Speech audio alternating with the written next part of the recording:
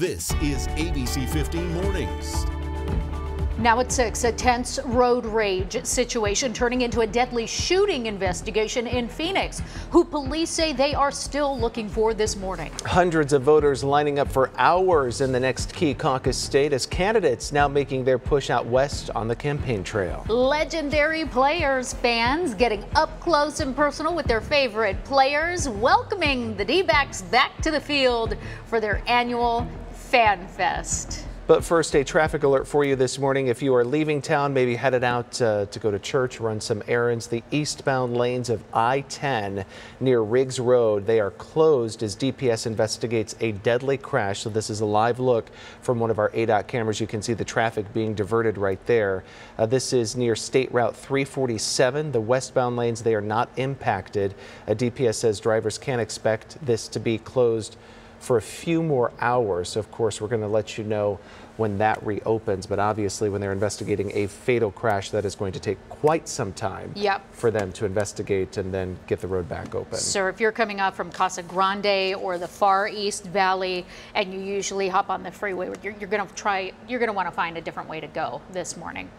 So we do thank you for starting your Sunday morning off with us. I'm Nohelani Graff. And I'm Justin Pizzera. It's going to be a beautiful Sunday, though. That is one thing to look forward to. Absolutely. Wherever you are headed this morning, just make sure that you're grabbing a jacket this morning. But once again, you're prepared to shed those layers later this afternoon. Going to be very similar to yesterday, but just a little bit warmer hour by hour. So right now we're down into the 40s across the valley, low 40s in areas like Glendale and Goodyear, a little bit more moderate in Mesa and Phoenix right now, sitting at 49 and 48 degrees apiece. If you want to go out for a run first thing this morning, it's going to be chilly, so just make sure you've got that long sleeve on. By 10 o'clock, still cooler, upper 50s, 58 degrees. And then later this afternoon, we're well into the 70s by 72 degrees, and that's not even our high temperature for today. I'll talk about that and the forecast if you still want a taste of winter. I'll show you where to go coming up in just moments. A tense road rage situation in Phoenix leading to a deadly shooting overnight. This was the scene near 75th Avenue and Thomas. So police telling our photojournalist on scene there that 2 people were shot. Both were taken to the hospital, but one person unfortunately did not survive. The alleged shooter taking off, and now police are looking for them. Authorities describing that vehicle of interest as a newer silver 4-door Ford. They say the driver was a male driver and there was also a female passenger. Also new this morning, a dog who got lost after a crash is now reunited with its family. On Friday morning, 2 dogs ran off after a rollover crash in Maricopa. So one of the pups was caught while the other ran off. That second animal was found yesterday. The dog's owners were taken to the hospital with non-life-threatening injuries. Well, just a little bit of relief finally for passengers on board the Diamond Princess cruise ship in Japan. Americans who have been on board for 2 weeks now finally heading back to the U.S. today. But there is a catch here. Once they get here, they have to go into another 14-day quarantine. The Americans who are coming back are the ones who are showing no signs of the coronavirus so far. On board the ship, 67 new cases in the last few days. So that brings the total to 285. Worldwide, there is estimated to be more than 68,000 people infected, with more than 1,600 who have actually died from the disease. Meantime, the U.S. announcing it will now be testing for COVID-19 in 5 major cities in cases where flu tests were negative. So cities like Seattle, San Francisco, Los Angeles, Chicago, and also New York. Also coming up in our next half hour, stay with us because we're actually hearing from the Arizona couple that was also quarantined on that same cruise ship for the last week. We're going to hear about how they feel about finally being able to come home at least soon. Now to our Democracy 2020 coverage as early voting gets underway in Nevada, a key caucus happening next Saturday. The Democratic candidates are zeroing in on that Western contest, and they're gearing up for yet another debate. Here's ABC's Rachel Scott. The Democratic race for president swings west. Candidates flooding the state of Nevada with the caucuses here just 1 week away. Senator Bernie Sanders bringing his supporters straight to the polls, leading a march as early voting gets underway. Senator Bernie Sanders riding a wave of enthusiasm after his New Hampshire victory, brushing off criticism from some union leaders who are slamming his Medicare for All proposal. Senator, any concern about possibly losing union votes? Well, were you just watching this? Yes, I was, Senator. Okay, I've never been to... We have about 700 people marching at the vote. We're feeling absolutely great. Former Vice President Joe Biden, hoping for a boost, says he has a shot at placing top 2 in Nevada. 99% of the African-American vote hasn't spoken yet, and 99% of the Latino vote hasn't spoken yet. Nevada is the first test to see which candidates can appeal to minority voters. Why should they give your campaign a chance? Well, I need to get to know them because my name ID wasn't very high, my bank account not as big. Though he is skipping the state, former New York City Mayor Michael Bloomberg is closing in on the debate stage here. As his profile in this race grows, so does the scrutiny around his past. Just this week, Bloomberg taking heat for his previous comments on racial discrimination in lending, a practice known as redlining and stop and frisk. I should have acted sooner, and I should have stopped it, and I didn't, and I apologize for that. The Washington Post reporting on allegations of sexism at his company that have dogged Bloomberg for years, as reported recently by ABC News. His spokesperson responding, saying Mike simply does not tolerate any kind of discrimination or harassment. And the Drudge Report claiming Bloomberg is considering announcing 2016 Democratic nominee Hillary Clinton as a running mate. His campaign telling ABC News tonight, "We are focused on the primary and the debate, not VP speculations." And that was Rachel Scott reporting. Now, voters in Maricopa County can expect some changes to the voting process this year. The most notable change is that bubbles are going to be taking place of arrows on the ballot. You know how you normally have to connect the arrow. Instead, this time you fill in the bubble. There's also going to be new ways to assist the hearing and seeing impaired. Maricopa County Recorder Adrian Fontes holding a town hall on Saturday in Tempe, in fact, to help familiarize voters with this new technology. Our accuracy is not only going to go through the roof insofar as making sure that we can adjudicate the ballots where we have questions of voter intent, but those bipartisan panels that do that are going to be able to do it a lot more quickly and a lot more efficiently. Now, the new technology aims to make voting more accessible, accurate, and efficient. And a reminder for you that tomorrow, of course, is President's Day. A lot of you lucky enough to have the day off tomorrow. So you can expect all of the government offices, they're going to be closed. And in some valley cities, your trash pickup, that's going to be impacted, like Glendale and Peoria, which will move then to Tuesday. So don't wait until tomorrow to go do all your mailing and your banking, things like that. In fact, banks, libraries, and the post office are going to be closed. So get those errands in today because you can't do them tomorrow. Valley Metro is going to be on a Sunday schedule for Monday. Most businesses are open, and in fact, our Smart Shopper team found some shopping deals for you, and we're going to get into that in our next half hour. Of course, President's Day weekend, you see the ads all over TV, so we'll help you navigate those. Well, it is a grand slam for Gilbert Cactus Yards Park, now named Top Choice Baseball's Outstanding Park of the Year. So the park is known for its replica MLB fields, but you know, this park has quite the past. You might remember this. Big League Dreams first opened back in 2008, but then they were shut down in 2017 because of safety issues. So 2 years and $15 million later, Gilbert reopened that park with its new name. And spring training is right around the corner. We know that everybody was out at Fan Fest yesterday. It was a perfect day for it. And really the weather is just getting us in the spirit for that because, I mean, this feels more like spring than winter at this point. Yes, but you're talking about a change coming up as well. Right. So, yeah, so this is why you have to enjoy these temperatures now. So if you want to get out for a run this morning, it's going to be nice and cool by midday. We're in the upper 60s, 68 degrees. Remember that burn time, whatever you're doing, is 45 minutes, so you do still need the sunscreen out there. And then 70 degrees by sunset time with still clear skies. Now, we do have a warm up coming, so if you're not ready for that and you still want to hold on to winter, then head on up to Snowbowl or Sunrise. They've got 52 to 54 inch basin. In fact, Sunrise got 16 fresh inches of snow over the last week, so maybe that's the place to go. Because wait until you see the forecast. I'm talking about flirting with the 80s. I'll show you when that happens coming up in just moments. And you were just talking about this. We are under a week away from the first spring training game for the Diamondbacks. Yeah, and if there's any indication of the level of excitement and the promise for this season, look no further than FanFest at Chase Field. We've got some new players on the roster, and so over 50,000 fans went to go check out the team. They filled those seats yesterday. They also took pictures with the World Series trophy that was making a stop in town. Kids also right there getting to show off their pitching arm, you know, because maybe the scouts were watching. You just never know. And then, of course, they got to take pictures and get autographs from their favorite Diamondbacks players. Ketel Marte right there signing away. But yesterday was also really a chance for fans to get a glimpse of the new guys that have everyone feeling like this team is headed in the right direction. It's going to be our season. Yeah, I mean, it helped me make my decision to stay here for sure. If you're going to be a team that was going to go through a rebuild, I definitely wouldn't have wanted to stick around for that.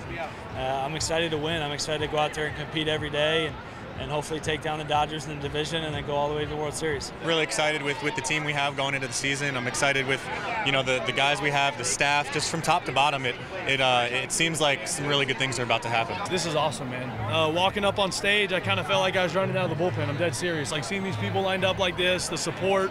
Everyone's excited for our new guys and excited for us, and I'm excited to see them. Yeah, we've heard it from our fans. Our fans are enthusiastic about the upcoming season. I think they like the moves that we made. They've seen the success we've had over the last couple of years, but this is also a family event. FanFest has become so much fun for everybody, really, of all ages, and whether you're a casual fan, everyday fan, baseball fan in general, it works. Or just a fan of Archie Bradley's beard, because it's back too. Does it have its own Twitter account? Because it should. Isn't really that impressive? It's iconic. 6 players on the D-backs roster with local ties, even wearing their high school or college jersey to FanFest. So that's really cool, so that you can make that connection with them. Spring training kicks off next Saturday as the Diamondbacks take on the Colorado Rockies. They're on the road to begin with, but we'll be ready to welcome them back home as soon as they get here. The Duchess of Cambridge is sharing her stories of motherhood in a new podcast interview. What she says is the most important thing for her 3 kids. And a teen thrown to the ground by a security guard causing quite the outrage online. So why is the teen the one facing the charges? Plus, parents with college costs soaring. Wouldn't it be nice to find some free money just waiting for your child? Yeah, Joe lets you know easy ways to see if they do qualify for a scholarship. That's coming up. Caught on camera, a North Carolina security guard slamming a teen to the ground after his mother says that she took her son to the hospital to get help for a mental health crisis. So now the teen is actually the one facing the charges. Video from the hospital shows the 16-year-old shoving his mom. Then things really escalated. The security guard pushing the teen down twice before drawing a stun gun. I was still thinking, these men will help. Their goal will be to help me help my son, and they didn't do that. Lincoln County deputies arrive and they say that the teen spit blood in a deputy's face, which is a felony. The hospital says that their security guards were just trying to de-escalate the situation, but that the teen was making dangerous threats. A heads up over Luke Air Force Base this week. The military base will have an active shooter exercise that's happening on Wednesday. That exercise will be on the property. It's going to impact entry and exit procedures on and off that base. These are pretty regular just to ensure everyone is prepared for a real-world scenario. Let's talk about some national weather. A flooding emergency is happening in Mississippi, and it's forcing people to leave their homes. And you can see why with this video. The governor declaring a state of emergency along the Pearl River as it continues to rise. More than 2,000 homes in communities along this river are at risk.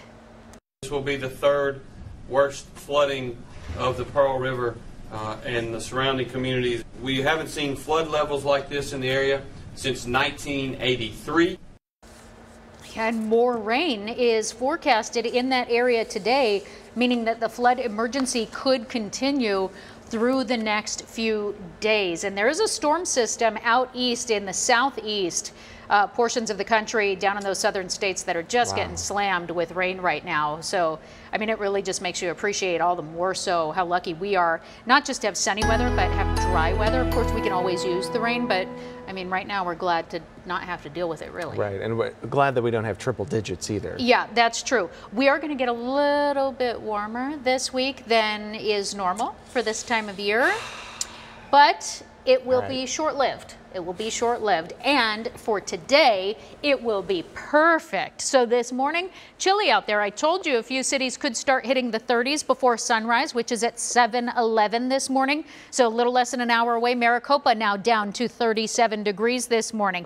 Out in Queen Creek and Santan Valley, as well as Chandler, you're at 41 degrees. Same temperature in Buckeye this morning. But good morning to all of you. Levine also just dipping down to 41 degrees. And then it's a little bit more mild in the center of the valley in Tempe, Scottsdale, Glendale. You're in the mid to upper 40s at this time. Now, I do want to talk about air quality this morning because we have been in an unhealthy range bright and early this morning. Overall today, the air quality is going to be in the moderate category, and same for tomorrow. So just be mindful of that. If you've got asthma, if you're an extreme asthma sufferer or COPD, in the morning hours is when you're going to want to try and limit your time outside. Here's how it breaks down hour by hour. So right now we're in that unhealthy category, but by 8 o'clock we'll be down into the moderate range, and then 10 and noon through sunset we have good air quality. So just a warning, be mindful of that in these morning hours if that does affect you. Now, as for that warm up that I was talking about for today, part of it is because we just have calm winds happening all day long, 6 miles an hour, and then later this afternoon barely registered. Our temperatures will stay in the 50s through 10 o'clock this morning, 64 degrees by 11, and then after lunchtime, we're climbing into the 70s. By 2 o'clock, 72 degrees, and then I think we even get a little warmer than that. 74 is your forecast high across much of the valley for today. Goodyear, Levine, Tempe, Chandler, Gilbert, all looking to top out at 74. Same with Scottsdale, and then on the outlying cities along the valley in Anthem, you'll be at 70 degrees, a little cooler at Apache Junction and Santan Valley, topping out at 72 degrees. But down in Maricopa, you're warm today as well, 74 degrees. To our north, we're looking at mild temperatures in the Sedona area. 65 is your forecast high. Sunny skies for you as well, so it'll be gorgeous. Payson a little bit cooler than that at 61 degrees. Show Low is going to be cooler still at 58, and we've got upper 50s in Window Rock, mid 50s in Flagstaff. But then out along our western border, we're looking at the upper 70s, stretching right on down to southern Arizona, low 70s for you. Futurecast showing us that we stay clear here in the valley and across most of the state for the afternoon. Few high thin clouds passing later this afternoon to the far north, and even coming up from the south, we could see a few high thin clouds this evening in Tucson and Safford. But like yesterday, that's really just going to make for a gorgeous sunset with those clouds and colors mixing in. Tomorrow, President's Day, warmer still, sunny skies, 76 degrees. And in the morning, starting tomorrow morning and on, we have more mild temperatures, lows only down into the 50s. But then here's that warm up starting Wednesday into Thursday and Friday. We are just within a few degrees of 80. So it is going to be warmer, so just be ready for it. But then a system moving in next weekend will start to cool us down back closer to our average temperatures. It's kind of weird to hear it, and it feels like you're in a spaceship maybe. Well, we've got smartphones and smart homes. Now smart gyms are becoming a thing. And a violent attack at a Valley bus stop, and police now asking for your help finding the people they say are involved.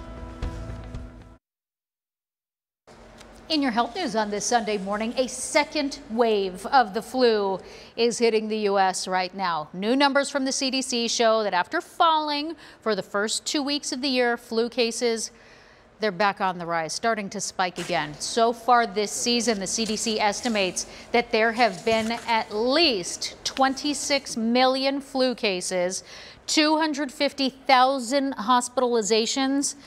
And this one's just heartbreaking. 14,000 people have died from the flu. One 16-year-old died just days after she was diagnosed, even though she got a flu shot. That these symptoms could kill her, I just didn't know that. I really didn't, and I didn't really know the flu can kill you. Now, experts say part of the challenge here is that there are two prevalent strains this season. Influenza B, which is particularly tough on kids and young adults, and then influenza A, which tends to affect kids and the elderly.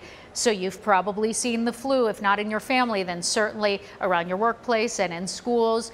And so this is something that they call a double barrel flu season because of those 2 strains being so strong.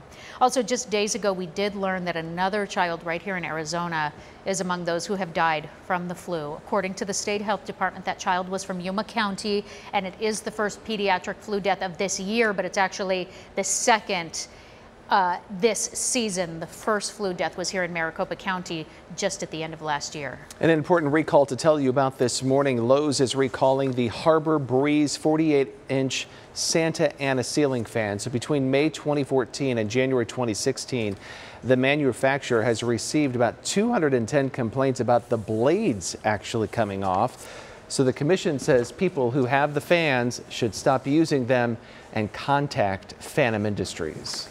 Royals, they're just like us. Kate Middleton is opening up about her parenting guilt in a new interview for the podcast Happy Mom, Happy Baby.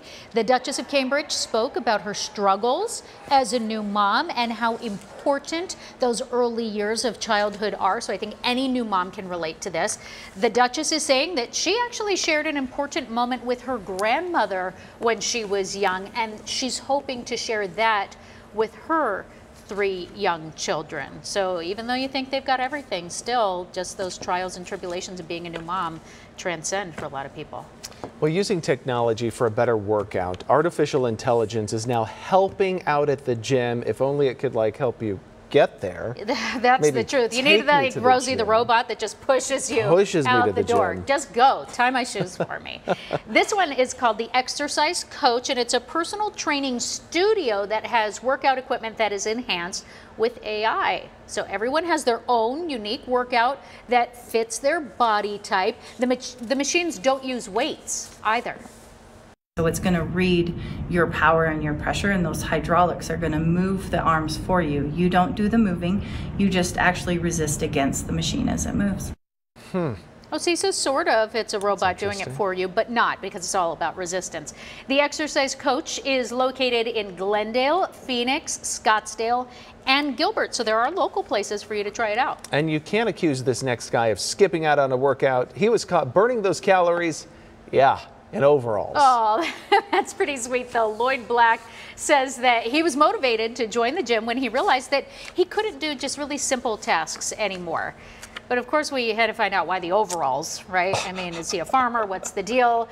Black told us that it is because he doesn't have hips, so he can't keep his pants up. So rather than suspenders, he's got the overalls. At least he's honest, and at least he's in the gym. It's more than I can say. We'll keep the overalls on then. That's, yeah. Yeah.